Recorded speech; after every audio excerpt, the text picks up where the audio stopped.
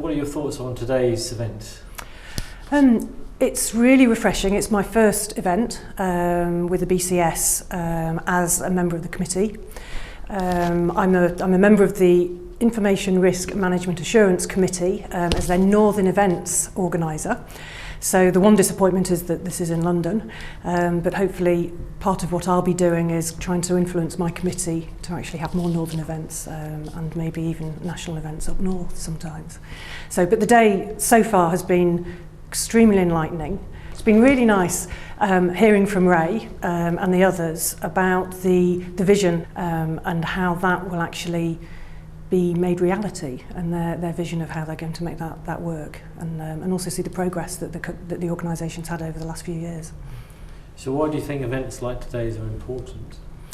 To share those ideas, there's a room full of volunteers downstairs, and that's a massive resource for them to tap into, and to get the motivation and the passion from those people. You've got to have that kind of face-to-face time to really whip up that enthusiasm, because that must be such an important resource to actually make things happen across the organisation and society as a whole. And also a great networking opportunity. I need to find some speakers for what I'm doing, and I'm going around talking to people and finding out if they'll support what I'm trying to do, and also what support I can give them. So what are your personal thoughts on BCS's motif of making IT good for society? So making IT good for society is very exciting and interesting and challenging, I believe. In the past, it's always had a very professional approach, and I've been a member for about 20 years, and I joined as somebody new to the IT profession, looking for a professional recognition and values to demonstrate how I worked. But I think broadening that out to actually be relevant to society as a whole, and actually making IT good for society, is a challenging new venture, but it must be the right thing to do. And again, you've got the professional people involved, and use them as volunteers and helping the rest of society actually understand the risks, the opportunities around the whole IT and information arena, because it's so relevant to everybody. It touches everybody's lives now, and I think people get very confused, and I think the media doesn't always give a really clear, fair view of what the issues are.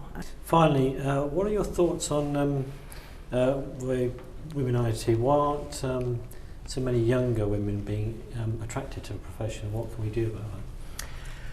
Really difficult thing to answer. We've just seen a presentation by Caroline from Athena Swan about the numbers of women going into undergraduate courses, and then in computer studies the rate, it wasn't even 20%, it was in the teens, just at undergraduate, and then falling off completely in academia as it goes forward. So from a professional point of view, organisations then trying to recruit women in are already at a disadvantage. But that's not to say that everybody doesn't have a responsibility to try and address that. I'd be really interested to understand if there was a similar Athena Swan kind of organisation rating award system that could be applied to businesses as well, to get them to look at what they're doing that's actually stopping them continuing to recruit or retain women. But it's where do you start? Business can say, well, the graduates aren't coming through. The universities can say, well, we're not having applications from high school, from A-level students.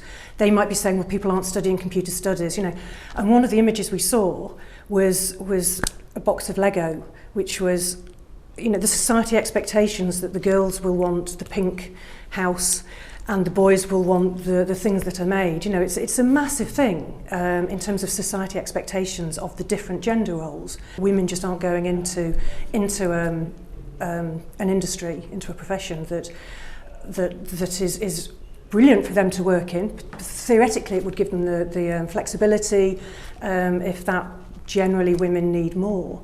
But also from a professional point of view, if we're missing 80% of the workforce What are we missing professionally? You know, so much talent is out there that we're not taking advantage of, and will be such an advantage if we actually tapped into that.